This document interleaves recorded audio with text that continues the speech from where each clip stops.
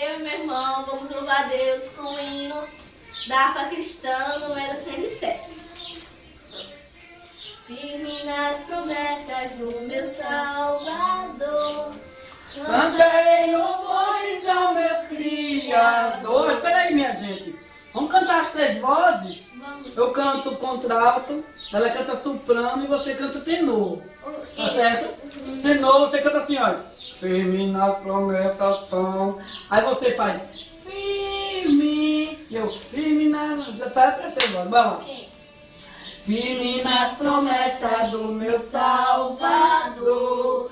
cantarei louvores ao meu Criador. Não, errei. Não. É firme nas promessas, bora lá. Firme nas promessas do meu Salvador, cantarei louvores ao meu Criador.